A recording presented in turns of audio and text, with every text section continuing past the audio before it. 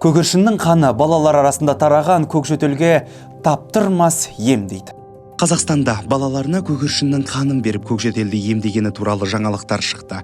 Бұл ақпарат тек Қазақстанда емес, сонымен қатар көршілес Ресейде де тараған.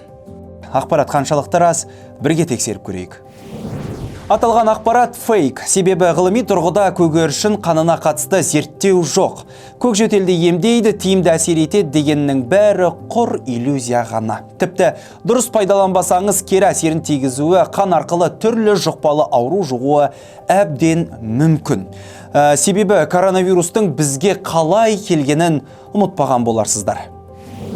Осы орайда біз Страсбург университетінің молекулярлы биология және вирусология саласындағы PhD докторы ғалым Әсел Мұсабековадан көкжөтелді көгершін қанымен емдеу туралы сұраған едік. Вирусологтың айтуынша бұл тиімді әдіс емес, себебі әртүрлі инфекция жұқтыру қаупі бар. Жалпы әртүрлі инфекция қаупі болғандықтан құстарға артық жақындамаған жөн дейді маман. Сондай-ақ сарапшы көкжөтел кейде 100 күндік жөтел деп те аталатынын айтты. Ауру әдетте асқынусыз өтетін ересектерге қарағанда балаларда тыныс алу жолдары кішірейтіндіктен аурудың қаупі әрі ауыр салдары болуы мүмкін.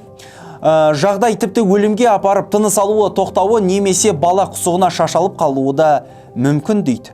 Сондықтан уақытылы дәрігерге қаралып емделген жөн.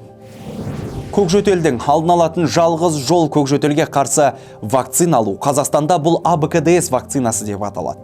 Егер де балаңыз вакцина алмаған болса, немесе қандай вакцинаны қай кезде алатынын білмесеңіз, Қазақстандағы вакцинаның ұлттық күнтізбесінен қарап көруіңізге болады. Ұмытпаңыз, сіздің балаңыздың денсаулығы тек сіздің қолыңызда. Ал сіз балаңызға көкжөтелге қарсы вакцинаны салдырдыңыз ба? Пікіріңізді комментке жаза кетіңіз, видеоны бөлісіп каналға тіркеліңіз. Шындыққа сіздің де таласыңыз бар.